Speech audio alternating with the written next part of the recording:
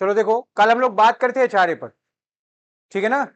जब एचआरए में बात किए थे तो अगर इंप्लॉयर अपने इंप्लॉय को एचआरए प्रोवाइड कर रहा है, ठीक है, तो दो केस था इसमें। पहला केस क्या था, आप कहीं पर रहते होंगे, उसके लिए रेंट पे करते होंगे, है ना। अगर रेंट पे कर रहे हो तो उसका प्रोविजन अलग है। अगर आप रेंट पे नहीं कर रहे, अपने घर में रह रहे हैं, उसके प्रोविजन अलग है। अगर आप रेंट पे कर रहे होंगे तो आपको एग्जेम्पशन अवेलेबल था, बट अगर आप रेंट पे नहीं करें तो एग्जेम्पशन अवेलेबल है नहीं है, ठीक है। अच्छा, उसके बाद हम लोग पढ़ रहे थे प्रोविजन। प्रोविजन क्या था, लिस्ट ऑफ द फॉलोइंग। पहला पार्ट क्या था प्रोविजन का, पहला तो actual amount receive for HRA, दूसरा क्या था, rent paid minus 10% of salary, तीसरा क्या था, 40% नॉन मेट्रोपॉलिटन सिटी के लिए और मेट्रोपॉलिटन के लिए 50%। बात समझ में आ रही कि नहीं। आगे देखोगे, फिर मीनिंग ऑफ सैलरी में क्या था, basic salary plus DA. DA का मतलब क्या था, उटोई। डीए कौन वाला था, उटोई। उटोई का मतलब under the term of employment, जो सेवा शर्तों के अनुसार होगा। फिर तीसरा क्या था, commission based on percentage on turnover achieve by employee, ठीक है ना। हम लोग इसको क्या बोले थे, बताओ क्या बोले थे, फिक्स परसेंटेज ऑन टर्नओवर, ठीक है। तो यहां तक हम लोग की बातें हो गई थी। आगे बढ़ोगे, लिखो, अच्छा यहां पर खत्म हो रहा है ये, दूसरा हेडिंग लिखिए सब लोग, सब लोग लिख लो, इंटरटेनमेंट अलाउंस,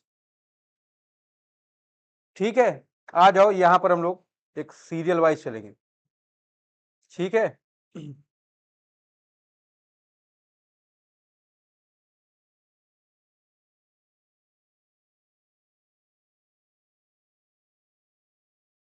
चल, तो हम लोगों ने पहला प्रोविजन क्या पढ़ लिया, ये पढ़ लिया, ठीक है ना। दूसरे प्रोविजन पे आओ, सब लोग लिखो इंटरटेनमेंट अलाउंस, लिखिए सब लोग इंटरटेनमेंट अलाउंस।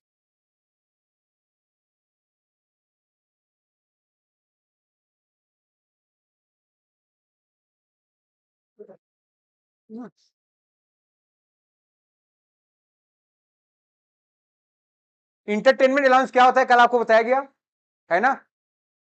अपने इंप्लॉइयों को इंटरटेन करने के पर्पज से या उनको मेंटली सेटिस्फाई करने के लिए, जिससे कि वो अपने वर्क को और अच्छी तरह परफॉर्म कर पाए, क्या करता है इंप्लॉयर, उनको इंटरटेनमेंट अलाउंस देता है। ध्यान रखोगे, इंटरटेनमेंट अलाउंस को बताया गया सेक्शन 16(2) में, ठीक है, क्लास 2 में। ध्यान रखो क्या बताया गया है, अगर गवर्नमेंट इंप्लॉय को ये मिलता है उसके प्रोविजन अलग है, अगर ये नॉन गवर्नमेंट को मिलता है उसके प्रोविजन अलग है।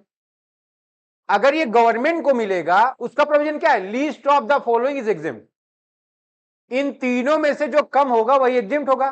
तो पहली बात कॉमन रहेगी, ध्यान रखोगे, एक्चुअल अमाउंट रिसीव, ठीक है ना। पहला क्या है, actual amount receive of SSC for entertainment allowance.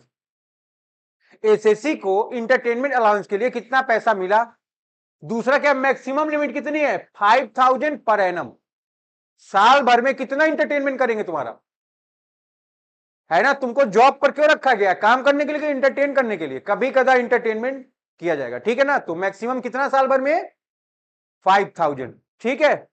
फिर तीसरी बात क्या है, 20% ऑफ बेसिक सैलरी। यहां पर सैलरी की बात नहीं कर रहा है, salary means basic salary plus DA plus commission, है ना, ये बात नहीं है। यहां पर सैलरी का मतलब क्या है, केवल बेसिक सैलरी। बात समझ में आ रही कि नहीं आ रही, इसको आपको ध्यान रखना है, ठीक है। तो अगर गवर्नमेंट इंप्लॉय है तो प्रोविजन क्या है, least of the following is exempt. पहला क्या है, actual amount for entertainment allowance, दूसरा क्या है, मैक्सिमम लिमिट 5000 की है, तीसरा क्या है, 20% ऑफ बेसिक सैलरी, ठीक है ना। ये प्रोविजन किसके लिए है, गवर्नमेंट इंप्लॉय के लिए। नॉन गवर्नमेंट इंप्लॉय को अगर कुछ मिल रहा है तो पूरा का पूरा क्या हो जाएगा, टैक्सेबल हो जाएगा। नॉन गवर्नमेंट इंप्लॉय को अगर इंटरटेनमेंट अलाउंस मिल रहा है तो पूरा का पूरा इंटरटेनमेंट अलाउंस क्या हो जाएगा, टैक्सेबल हो जाएगा। इस बात को आपको ध्यान रखना है, ठीक है। आगे बढ़े, नहीं लिखा, लिख लो, बुक ओपन करें,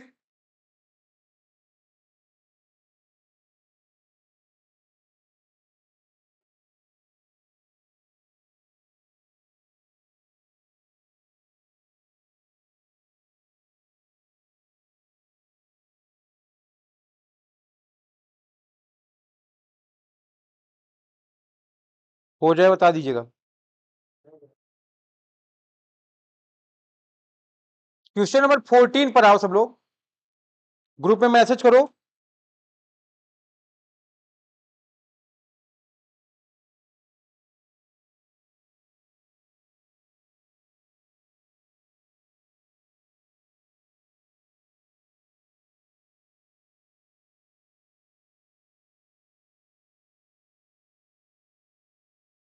पढ़ लिए सब लोग?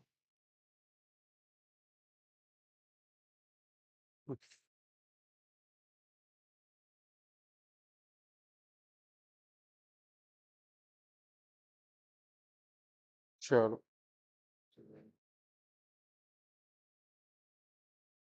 सबके पास है?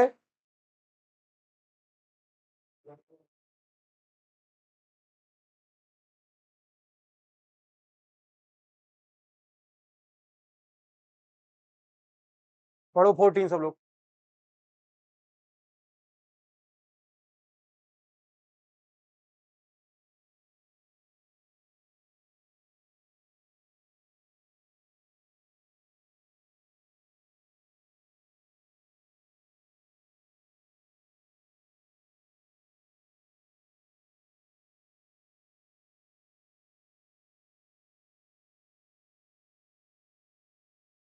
क्या लिखा 14 में? Mister Suresh is a government employ.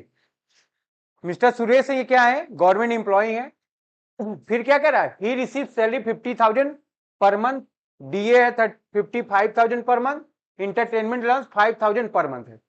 Compute the amount deductible from entertainment allowance. ठीक है, तो आ जाओ प्रोविजन लिखो सब लोग। आपने प्रोविजन लिखा हुआ है, क्या लिखा हुआ है प्रोविजन?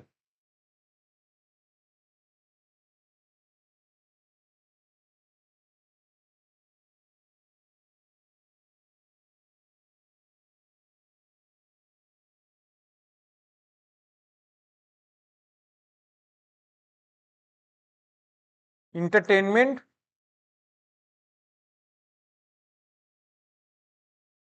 अलाउंस, ठीक है ना? एग्जेम्प्ट क्या है?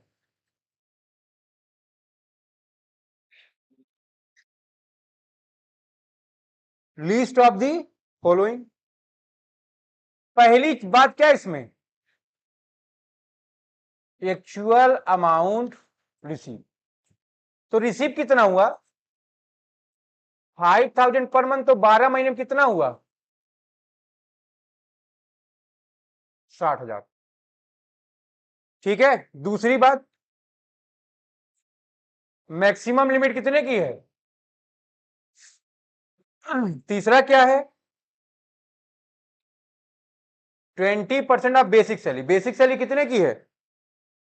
हाँ, 50,000 एक महीने का था, तो 12 महीने का 6 लाख है। इसका 20% 1,20,000 है। तो देखोगे सबसे कम क्या है?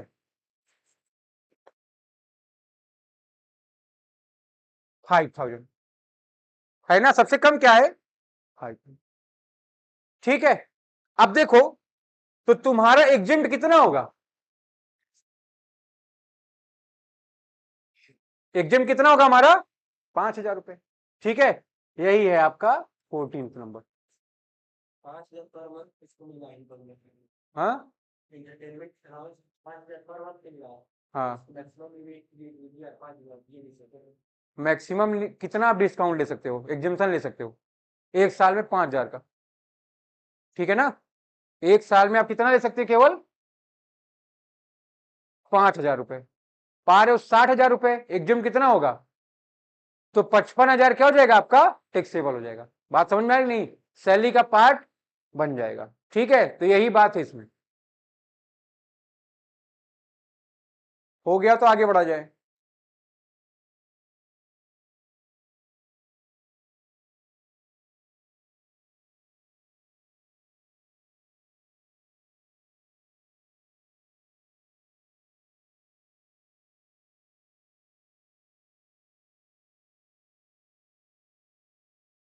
हटाएं, आगे बढ़े। जितने भी आप पढ़ेंगे उसमें मैक्सिमम लिमिट है। गवर्नमेंट मैक्सिमम छूट कितना देना चाहती है? भाई हम क्या हैं, हम एसएससी हैं, पर्सन है, हम क्या चाहेंगे, हमको मैक्सिमम छूट मिले। तो गवर्नमेंट क्या बोला, मैं ये लिमिट बना रहा हूं, इस लिमिट के ऊपर आप डिडक्शन क्लेम नहीं कर सकते। हम तुमको दिए, अब ये कह रहा है ना, हमने तो तुमको कितना दिया, इंटरटेनमेंट 60,000, लेकिन लिमिट कितने की है, 5 की है ना। तो क्या भैया, सबसे कम जो होगा उसका डिडक्शन मिलेगा ना, तो उसको आप पकड़ने की कोशिश करिए, प्रोविजन है वो आपका। आगे बढ़ो।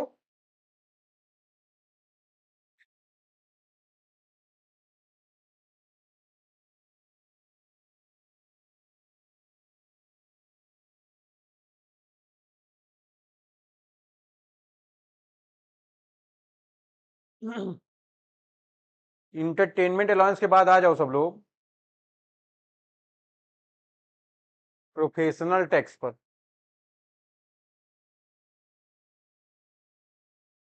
क्या होता है प्रोफेशनल टैक्स, पहले आप इसको आराम से लिख लीजिए।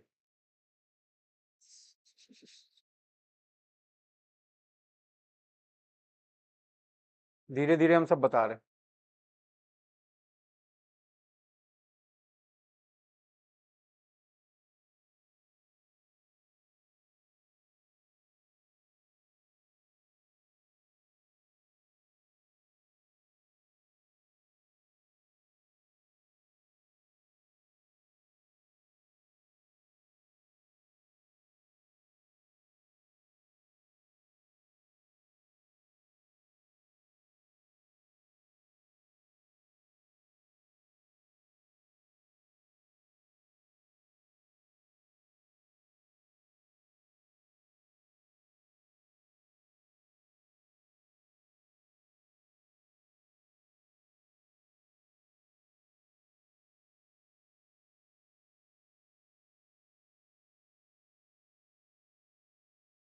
हो गया।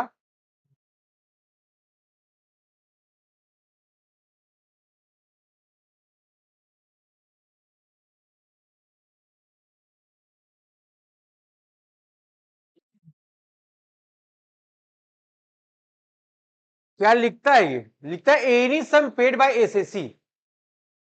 एसएससी अगर कोई सम पेड करता है, किसको पे करेगा, गवर्नमेंट को, on account of a tax on employment liable by or under any law is allowed at deduction. आप एज ए एम्प्लॉय गवर्नमेंट को कोई भी पेमेंट कर रहे हो किसी भी एक्ट के अंतर्गत, वो आपका क्या कहलाएगा, इंटरटेनमेंट कह रहा हूं, प्रोफेशनल टैक्स कहलाएगा, क्योंकि आपने वो अमाउंट पे किया गवर्नमेंट को, तो क्या होगा, आपको डिडक्शन मिलेगा। अब सवाल ये उठता है कि भाई मिलेगा कितना, हमने दे दिया 10,000 रुपए, 10,000 मिल जाएगा क्या, तो उसके लिए लिमिट है, इसमें बड़ा तामझाम है, ठीक है ना। ये जो आपका अलाउंस है ये थोड़ा कॉम्प्लिकेटेड है, ठीक है ना। तो देखोगे यहां पर इंप्लॉयर जो है पे कर रहा है, ठीक है ना, किसको पे कर रहा है, पहला वाला पढ़ोगे, इसमें दो प्रोविजन, पहला क्या है, ये कौन है इंप्लॉयर, तुम मेरे यहां पढ़ाते हो, मैंने तुम्हारा पेमेंट कर दिया प्रोफेशनल टैक्स का, क्या ट्रीटमेंट होगा, अगर मैं तुम्हारा पैसा दे रहा हूं, इसका मतलब मैंने वो पैसा दिया, इसका मतलब वो पैसा मैंने तुमको दिया, इसका मतलब वो क्या है, तुम्हारे इनकम का पार्ट है। बात समझ में आ रही कि नहीं आ रही है, मैंने अगर दिया वो पैसा क्या हो गया, तुम्हारे इनकम का पार्ट हुआ कि नहीं। हम तुम्हारा कोई खर्चा बियर करते हैं तो वो तुम्हारा इनकम माना जाएगा। तो देखो कि employer paid employment tax of his employee, अपने इंप्लॉय का इंप्लॉयर पे कर रहा है। तो first add the income from salary, पहले क्या करोगे, ऐड करोगे, कहां ऐड करोगे, इनकम फ्रॉम सैलरी। मैंने पे किया, इंप्लॉयर इंप्लॉय कुछ भी देगा उसके सैलरी का पार्ट माना जाएगा, ये बात आपको लिखाई गई। फिर क्या करोगे, after adding the tax deduction is allowed under section 16(3) for the professional tax. तो पहले इंप्लॉयर अगर देगा अपने इंप्लॉय को तो क्या करोगे, अपनी इनकम का पार्ट बनाओगे, फिर डिडक्शन क्लेम करोगे। अगर मैं तुमको दे रहा हूं एज ए इनकम ही तो हुआ, ठीक है। तो पहली बात यही कह रहा है वो, अगर इंप्लॉयर देगा तो पहले आप अपने इनकम में ऐड करो फिर डिडक्शन लो। बट ध्यान रखो दूसरे में वो क्या कह रहा है,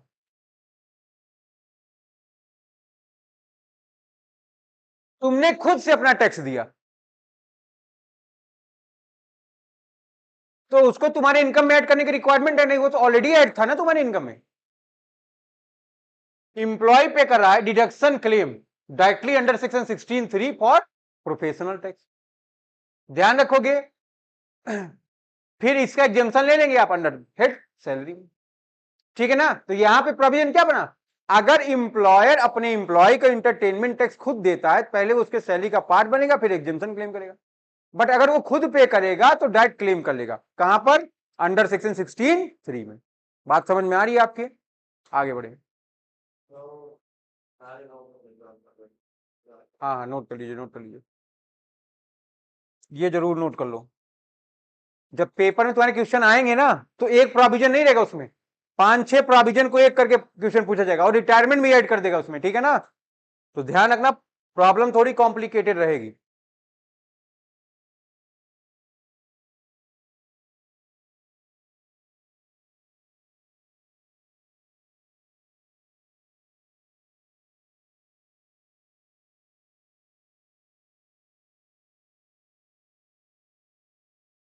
आप कहीं रखा है, नहीं हमारा नहीं है, वो लोग पढ़ते हैं वो खाते हैं वो नहीं खाते, शायद किसी सर को दे दिए थे वो।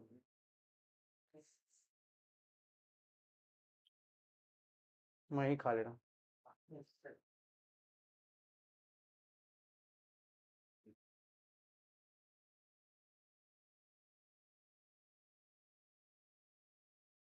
हो गया।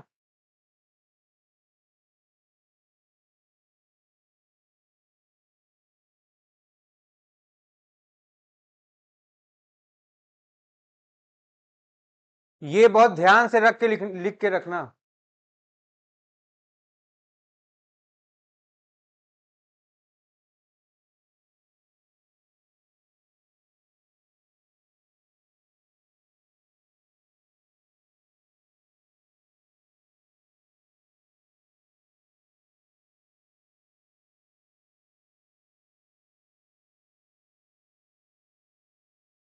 हो गया ध्रुव, एक कॉपी अपनी अलग से बना लीजिए आप लोग, न्यूमेरिकल की अलग और एक कॉन्सेप्ट की अलग, ठीक है ना।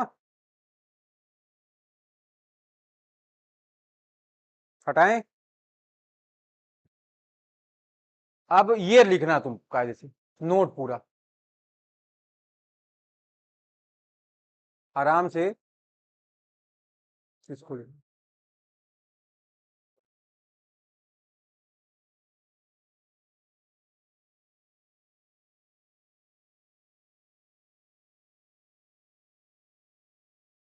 ध्यान दो, the deduction for employment tax will be allowed only when it is paid। Deduction कब मिलेगी, जब आपने पे किया होगा, नहीं पे किया डिडक्शन क्लेम की मिलेगा, ध्यान रखो।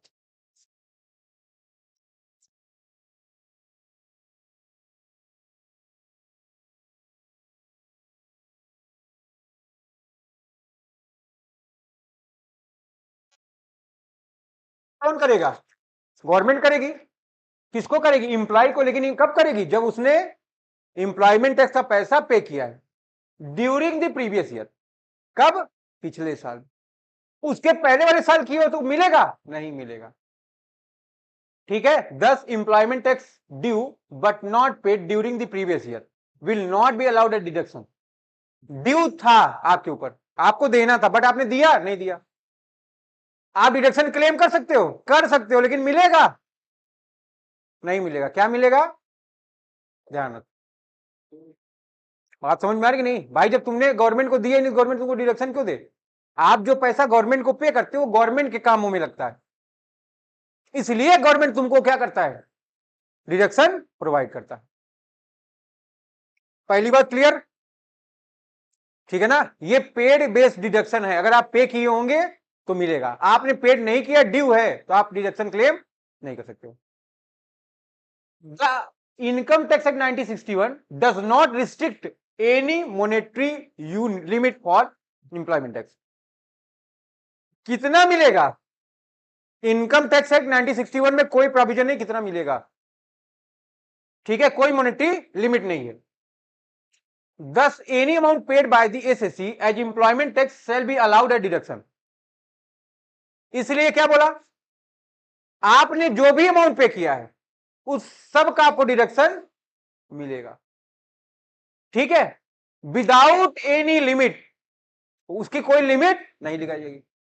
फिर देखो, however as per clause 2 of article 276 of the constitution of India, लेकिन कॉन्स्टिट्यूशन ऑफ इंडिया का आर्टिकल 276 का क्लास 2 कहता है the total amount payable in respect of any person to the state or any government shall not exceed rupees 2500 per annum।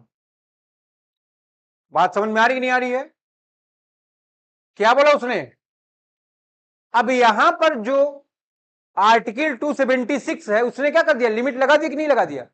उसने क्या limit लगाया, बोला, क्या बोला है, आर्टिकल 276 का क्लास 2 किसका, कॉन्स्टिट्यूशन ऑफ इंडिया का, the total amount payable in respect of any person to the state or any government shall not exceeding rupees 2500 per annum. तो जो लिमिट है कितने की है, 2500 रुपए की। इंटरटेनमेंट अलाउंस में लिमिट कितनी है, केवल गवर्नमेंट एम्प्लॉय को मिलेगा कितना, 5। प्रोफेशनल टैक्स का लिमिट कितना है, उसका आधा, 2500, ठीक है ना। एक्चुअल में लिमिट किसने लगाया, कॉन्स्टिट्यूशन ने लगाया। सबसे बड़ा लॉ, सुप्रीम लॉ क्या है आपका, कॉन्स्टिट्यूशन। क्योंकि आपका जो इनकम टैक्स का मैटर वो किस लिस्ट का है, यूनियन लिस्ट का है, ठीक है ना। तो यहां पर देखो क्रक्स निकल के है, कॉन्स्टिट्यूशन ऑफ इंडिया ने लिमिट लगा दी है ना, कि अगर आप गवर्नमेंट को पे करोगे तो मैक्सिमम डिडक्शन कितना मिलेगा आपको, 2500 रुपए पर एनम, ठीक है। तो ये आप जरूर लिख लो, आपके दिमाग में बात बैठ जानी चाहिए, ठीक है। आगे बढ़ा जाए, हाँ हाँ लिख लो लिख लो।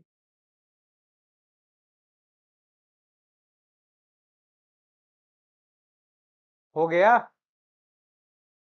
तो ये ध्यान रखना, फर्निश्ड हाउस है 10% कॉस्ट ऑफ फर्नीचर हो जाएगा, ठीक है। अनफर्निश्ड है तो पूरी वैल्यू, और फर्निश्ड जो वैल्यू है प्लस 10% कॉस्ट ऑफ फर्नीचर, और माइनस कर दोगे अगर कोई पैसा रिकवर कर लियो इंप्लॉय से, ठीक है ना।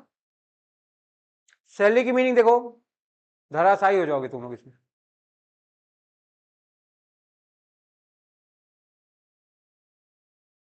सैलरी की मीनिंग क्या है इसमें, बेसिक सैलरी,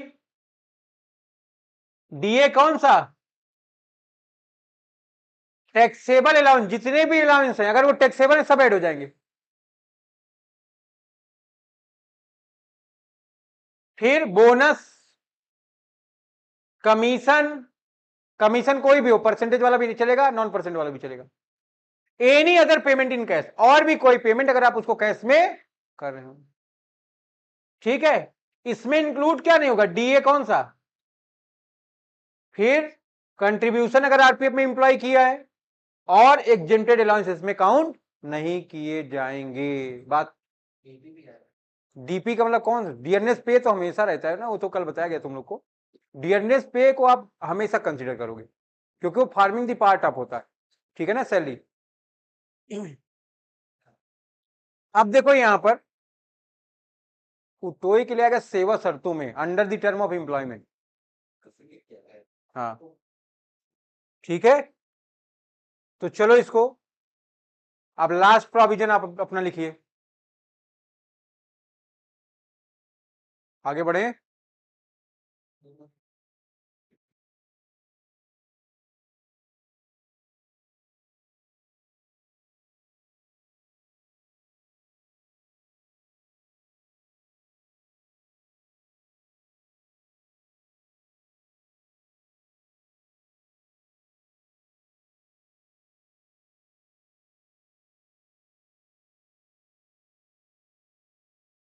तो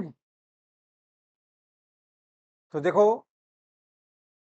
अलाउंस में मैंने तुमको सब बताया, ठीक है ना।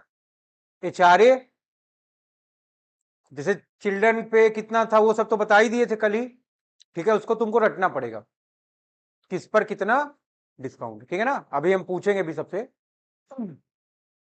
फिर जिसमें प्रोविजन है HRA हो गया तुम्हारा, फिर इंटरटेनमेंट अलाउंस हो गया, फिर प्रोफेशनल टैक्स हो गया, स्टैंडर्ड डिडक्शन एक था उसमें 16। आइए हम लोग के समय में 40 था, तुम्हारे समय में 50 हो गया, अभी अमेंडमेंट आया है, अमेंडमेंट में बढ़ गया वो,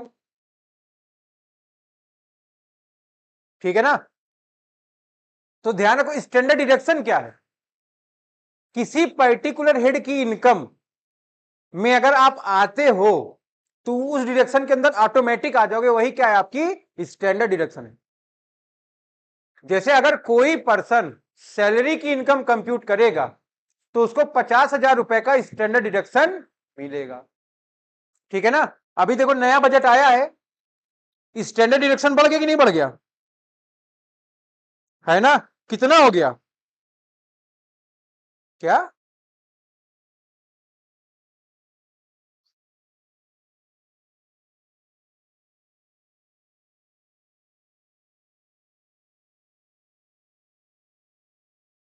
स्टैंडर्ड डिडक्शन कितना हो गया भाई, 50 तो था ही।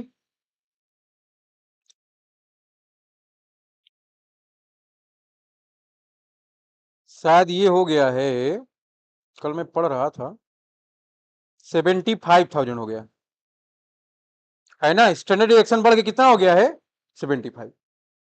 बट ये प्रोविजन इस साल आया है, अप्लाई कब होगा आपका, जितना भी अमेंडमेंट है 6 महीने के बाद, तो तुम्हारे कोर्स के अंतर्गत आएगा नहीं आएगा, ठीक है। तो आप अभी ध्यान रखो कितना 4, ठीक है। आगे बढ़ो। तो ये सारी बात क्लियर कि नहीं तुमको, पहला 16(1) में क्या स्टैंडर्ड डिडक्शन कितना 50,000, फिर दूसरा इंटरटेनमेंट अलाउंस, और तीसरा प्रोफेशनल टैक्स, 3 था 16(1)(a), 16(2) entertainment allowance, 16(3) professional tax. HRA का प्रोविजन आपको क्लियर हो गया, कोई दिक्कत। अभी हम लोग बात करेंगे परकिजिस्ट पर। क्या होता है परकिजिस्ट,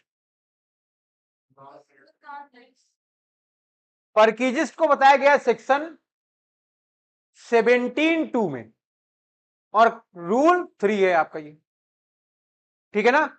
अब ये मेरे यहां पढ़ाता है, ठीक है ना, प्रदीप पढ़ाते हैं हमारे यहां, इनको हम कन्वेंस अलाउंस दे रहे थे, तो हमको बर्डन पड़ रहा था।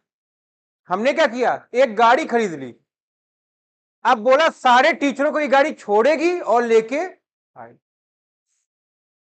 बात समझ में आ रही कि नहीं, सारे टीचर क्या करेगी, ये गाड़ी छोड़ेगी लेके आएगी, क्या है ये फैसिलिटी है कि नहीं। अब इनको अलाउंस नहीं दूंगा, क्या है वो परकिज। अब यहां पर बेनिफिट में कैश में प्रोवाइड कर रहा हूं क्या, नहीं, इन काइंड में। कपड़ा धुलने के लिए इनको 500 रुपए पर मंथ दे रहा था, अब क्या कर रहे हैं, अब इनको पैसा नहीं देंगे, अब एक मैंने पर्सन अपॉइंट कर दिया है जिसको मैं 3,000 देता हूं हर मंथ, वो क्या करता है, इन लोगों का कपड़ा धुल देता है सबका। 10 टीचर है मान लो मेरे पास, मैंने इनको कैश दिया, क्या दिया हम इनको, बेनिफिट काइंड। बात समझ में आ रहा कि नहीं आ रहा है। खाना बना रहा था अपने से, बोला सर खाना बनाना पड़ता है, पड़ा पड़ा थक जाते हैं, हमने क्या किया, इनको एक कुक प्रोवाइड करा दिया। क्या है, पैसा प्रोवाइड कर रहे हैं, फैसिलिटी दिए। बात समझ में आ रहा है आपकी। बोला फूल पौधे बहुत हैं सर मेरे यहां, उनका पत्ती बहुत झड़ रहा है, बहुत समय लग जाता है सही करने में, हमने क्या किया, इनको एक गार्डनर दे दिया। क्या है, कैश दिए क्या इनको, नहीं, क्या दिए, फैसिलिटी। तो ध्यान रखो कि जब हम लोग बात करते सैलरी में, तो सैलरी में बात करें बेसिक सैलरी कैश की, फिर कुछ बेनिफिट था जो आपको कैश में प्रोवाइड किया जा रहा है, जिसको आपने क्या नाम दिया, अलाउंस। अब आप बात करो ऐसे बेनिफिट जो आपको कैश में नहीं इन काइंड में दिए जा रहे हैं, वो क्या है आपका, क्या है वो आपका परक्विजिस्ट। ठीक है, तो ध्यान रखना यहां थ्योरी भी आ जा सकता आता है कि परक्विजिस्ट क्या है, किस सेक्शन में बताया गया है। ठीक है ना, उसके डिफरेंट डिफरेंट प्रोविजन को आप इलोबरेट करो। ठीक है, तो पढ़िए आप इसको, परक्विजिस्ट क्या होती है।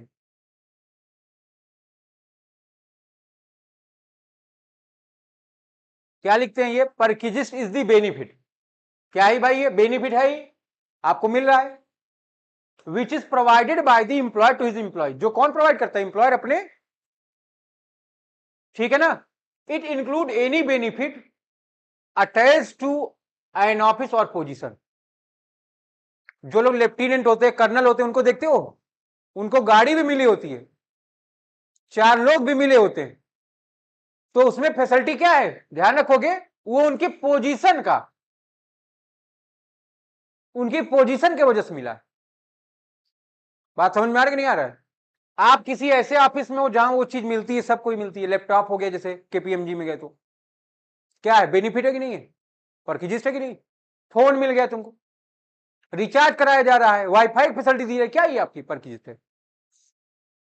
In addition to the salary, जो आपको मिलता है किसके अलावा, सैलरी के अलावा जो आपको कैश में जा रहा है, और वेजेस इट में गिवन इन कैश और काइंड। ये कैश में भी दिया जा सकता है और काइंड में भी। हमको पता है लैपटॉप की कीमत क्या है, तुमको पैसा दे दिए, जाओ ले लो, है ना। तो ध्यान रखोगे, for the income tax purpose will limit the scope of perquisite to the benefit. जो परक्विजिस्ट आपको दी जा रही है उसकी एक लिमिट है, वो उस लिमिट तक क्या है, एग्जिम्ट रहेगा, बट उस लिमिट के ऊपर क्या होगा, टैक्सेबल हो जाएगा। Receive in kind and which are convertible in term of money. अब ये जो परक्विजिस्ट है, कैश में भी कन्वर्ट हो सकता है कि नहीं। आपने एक लैपटॉप खरीदा है, 75,000 का है, उसकी वैल्यू है ना 75,000, तो कैश में भी कन्वर्ट होता है कि नहीं होता है। रेंट फ्री एकोमोडेशन है इसमें।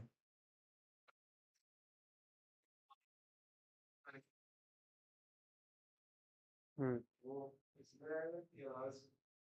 इसमें आएगा, उसका तुमको एक टोकन मिलता है, और पेट्रोल पंप फिक्स रहेगा, उसी से तुमको होगा। जैसे आप हेल्थ इंश्योरेंस कराते हो ना, तो उसमें क्या है, लिस्ट है कि आप अगर इन हॉस्पिटल में जाओगे तभी, हर हॉस्पिटल में वो लिस्ट नहीं एप्लीकेबल। वो सब पर था। हाँ, चलो, परक्विजिस्ट में पहला सबसे बड़ा जो प्रोविजन है वो यही है तुम्हारा, लिखो वैल्यू ऑफ रेजिडेंशियल एकोमोडेशन।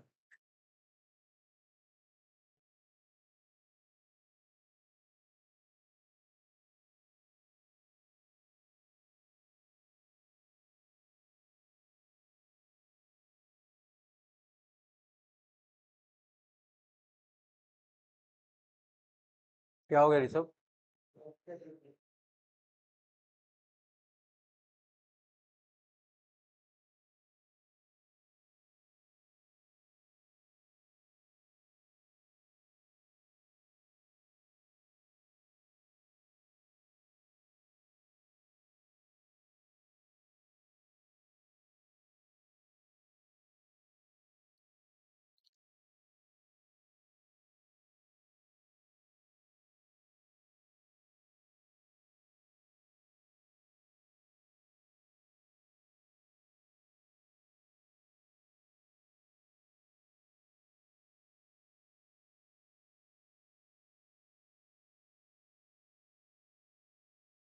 हो जाएगा, बता दीजिएगा सब लोग।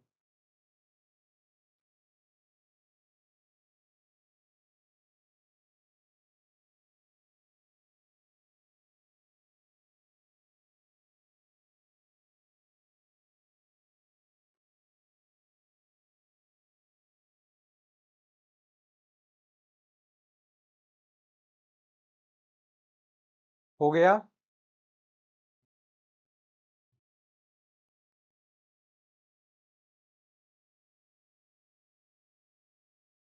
जब भी आप बात करोगे वैल्यू ऑफ रेजिडेंशियल एकोमोडेशन का, ध्यान रखोगे गवर्नमेंट इंप्लॉय के लिए जो प्रोविजन है वो अलग है, और नॉन गवर्नमेंट के लिए, अदर के लिए अलग है। ठीक है,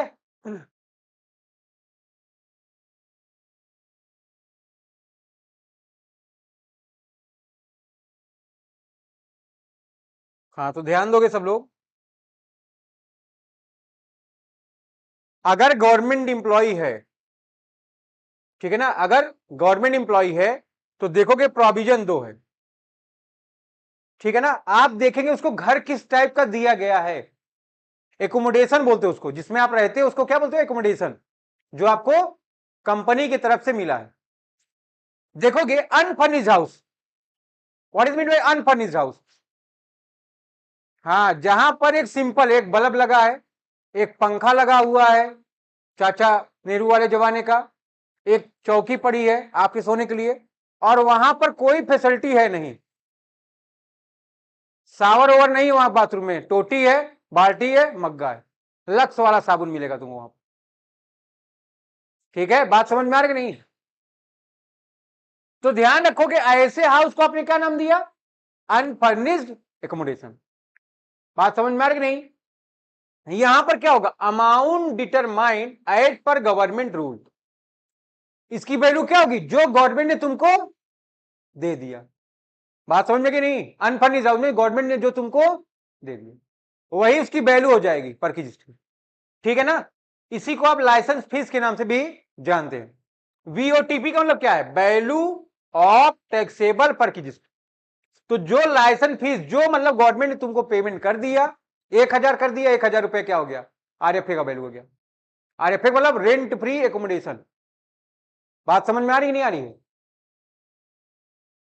अब देखोगे फर्निश हाउस, फर्निश हाउस का मतलब क्या है, जो बड़ा घर हो, जहां पर AC fridge cooler washing machine, मतलब जहां पर लग्जीरियस लाइफ जीने की सभी सुविधाएं मौजूद, ठीक है ना। टोटी, अब टोटी ओटी वाला सिस्टम खत्म है, शावर ओवर आ गया। बात समझ में आ रही नहीं है। तो ध्यान रखोगे यहां पर इसका वैल्यूएशन कैसे करेंगे आप, बताओ भाई, इसका वैल्यूएशन कैसे करोगे, amount determined as per government rule, जो वैल्यू वहां आई थी आपकी वही वैल्यू ये भी है, गवर्नमेंट ने जो आपको दे दिया प्लस 10% कॉस्ट ऑफ फर्नीचर या हायर चार्जेस। गवर्नमेंट ने तुमको सोफा सेट दिया, फ्रिज दिया, वॉशिंग मशीन सबको दिया कि नहीं दिया है, वो सब की वैल्यू को आप क्या, उस सबको आप बोलते हो फर्नीचर। एसी भी किसमें आती है, फर्नीचर में। फ्रिज भी तुम्हारी किसमें आ रही है, फर्नीचर में। तो ध्यान रखोगे आप 10% per annum cost of furniture, अगर फर्नीचर की कॉस्ट दी गई है, मालिक का है वो तो कॉस्ट होगा, 10% कॉस्ट ऑफ फर्नीचर हो गया। कभी कभी मालिक तुमको किराए पर लेकर देगा तो उसको क्या बोलते हो, या हायर चार्जेस, जो होगा उसको आप टोटल कर लोगे।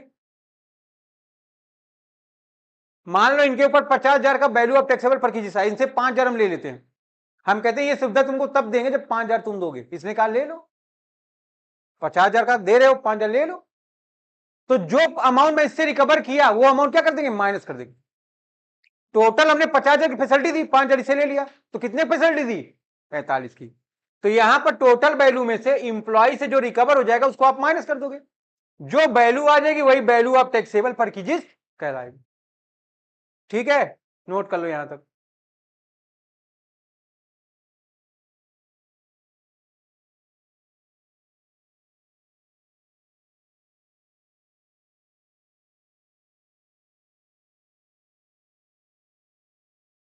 हो गया,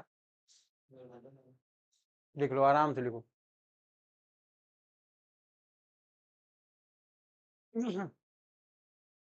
तो गवर्नमेंट इंप्लॉय के लिए 2 रूल, आपको फर्निश्ड हाउस मिला है कि अनफर्निश्ड, अनफर्निश्ड मिला है कुछ नहीं करना, जो गवर्नमेंट दे दिया वही क्या हो गया, वैल्यू ऑफ टैक्सेबल परचेज हो गया। फर्निश्ड के लिए क्या होगा, जो गवर्नमेंट ने दिया plus 10% cost of furniture, minus कर दोगे इसमें से, अगर इंप्लॉय से कुछ रिकवरी हो गई जो बच गया वही वैल्यू ऑफ टैक्सेबल परचेज हो जाएगा। बात समझ में आ रही कि नहीं। अब नॉन गवर्नमेंट इंप्लॉय की तरफ आ जाओ, देखो ये क्या है तुम्हारा, अदर इंप्लॉय है। अगर नॉन गवर्नमेंट इंप्लॉय के अलावा अदर इंप्लॉय होगा तो आप क्या चेक करेंगे, population according to the census as per 2001। अब हमारा बेस ईयर क्या है, 2001 है, तो 2001 के अकॉर्डिंग क्या चेक करोगे आप, पॉपुलेशन। 3 प्रोविजन है इसमें,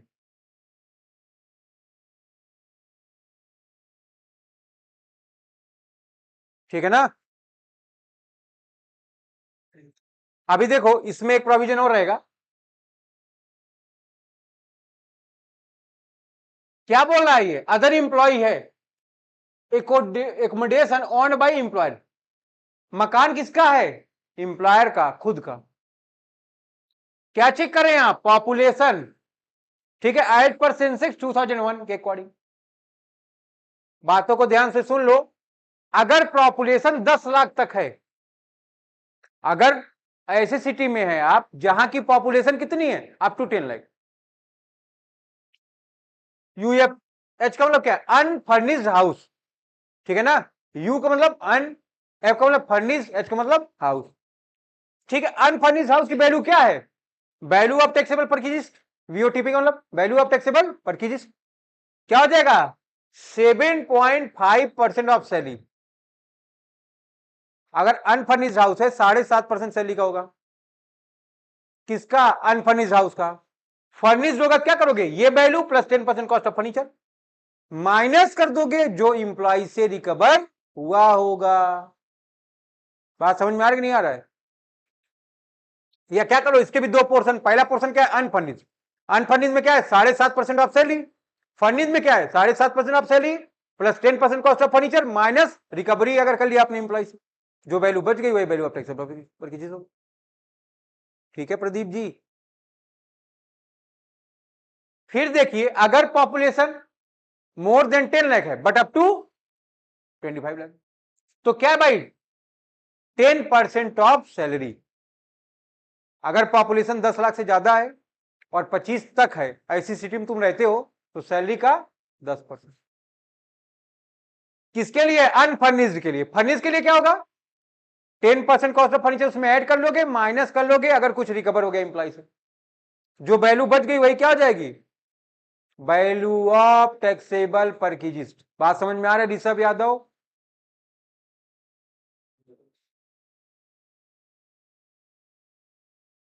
लिखा if population more than 25 lakh, population कितनी है, 25 लाख को हिट कर गई, एक्सीड हो गई है, तो क्या हो गया, value of taxable purchase is equal to क्या हो गया, 15% ऑफ सैलरी। सैलरी का कितना, 15%। किसका है ये, अनफर्निश्ड हाउस का है। फर्निश्ड हाउस का क्या हो जाएगा, 10% कॉस्ट ऑफ फर्नीचर प्लस क्या हो जाएगा,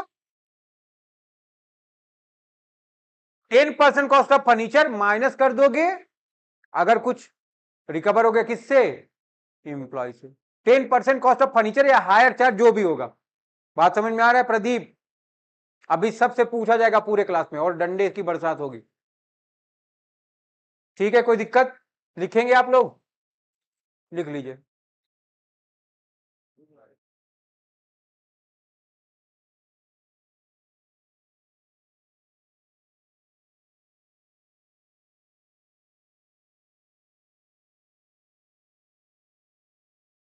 हो गया भाई, समझाएं फिर।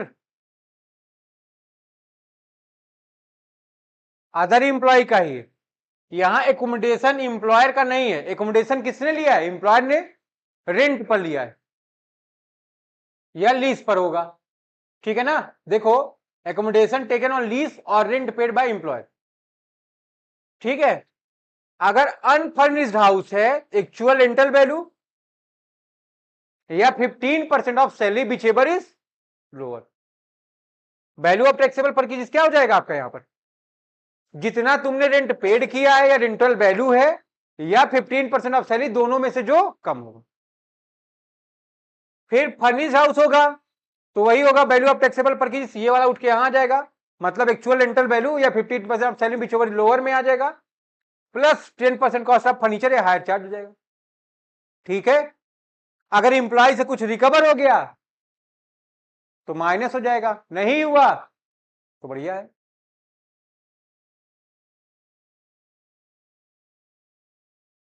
आगे बढ़े, यहां तक कोई प्रॉब्लम बताइए आप लोग, तो आ जाओ क्वेश्चन ओपन करो, सभी लोग क्वेश्चन ओपन करिए।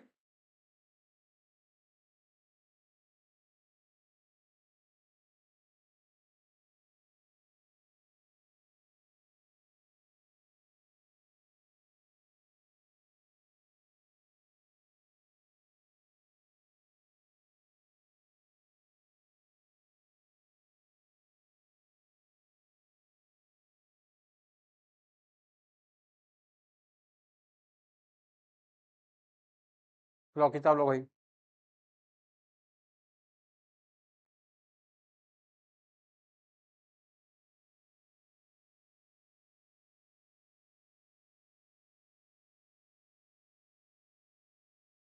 क्वेश्चन नंबर 9 पर आइए सब लोग।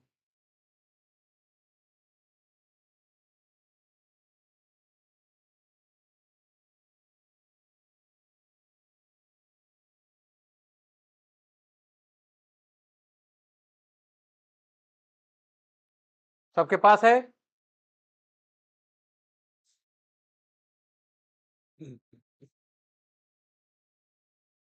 9 पढ़िए 9।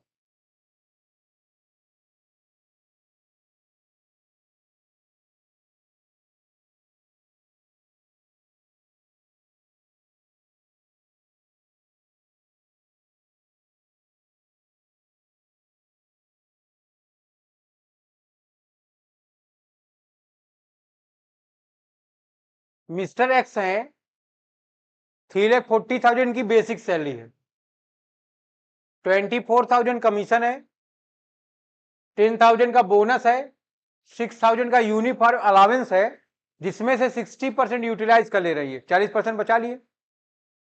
तो 40% जो बचा ली वो क्या है, टैक्सेबल हो गया। ट्रांसपोर्ट अलाउंस है 22,800।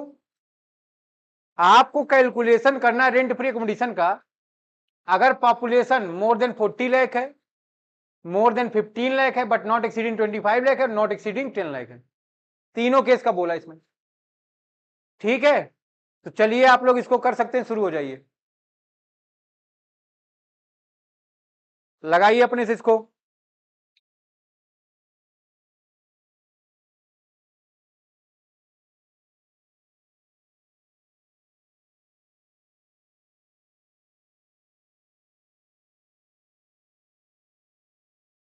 सब लोग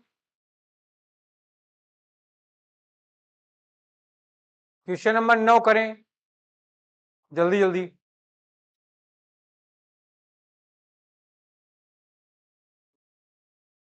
हंसने की इसमें क्या जरूरत है,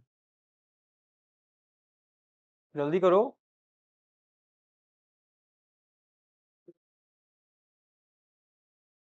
किताब कब आएगी? कब आ गई?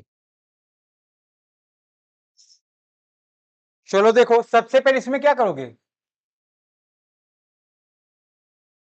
सैलरी में आओ। आप लोग देखोगे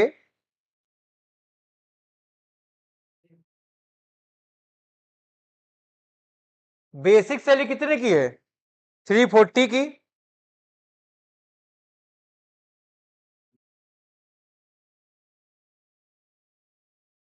कमीशन कितने का है,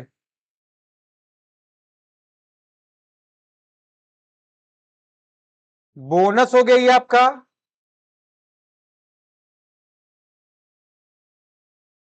यूनिफॉर्म अलाउंस 6,000 है ना,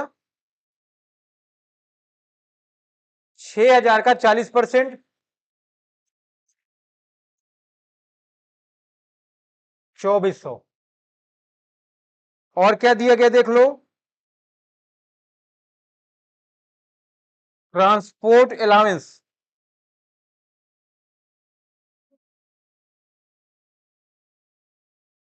ठीक है,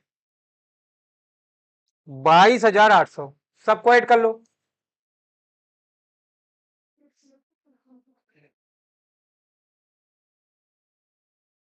60% खर्च कर लिया ना, तो बचा बचा कितना परसेंट बचा, बोलो, ध्यान रखोगे इस बात को। तो टोटल कितना आ गया, 364 प्लस 10, 12,400 प्लस 22,800, यार आपका 3,99,200 सैलरी आ रही है आपकी।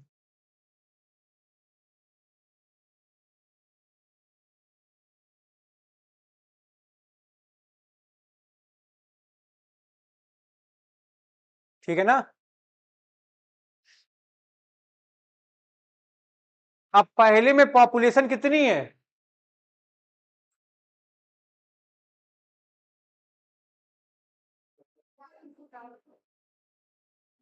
More than 40 lakh. ठीक है प्रदीप, तो इसका 40% कितना आ जाएगा?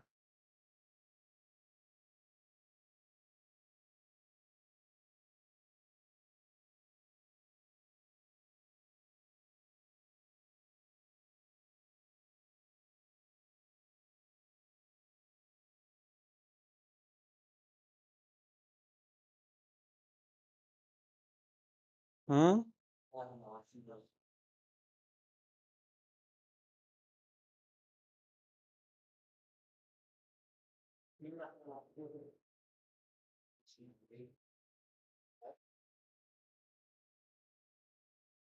देख लो टोटल कर लो एक बार फिर से, देख लो यही आ रहा था।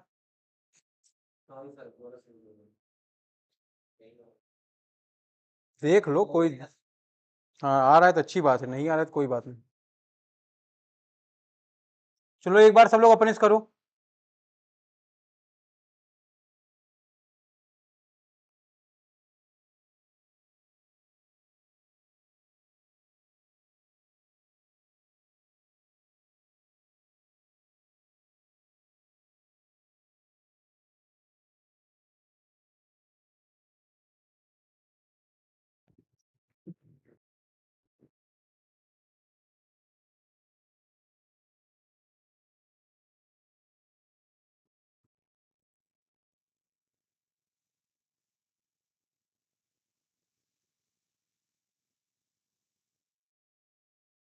अपने से करो, अपने से। चलो भाई, देखो 9th का जो आंसर है किताब में गलत दिया है, उसको आप सही कर लेंगे, ठीक है ना?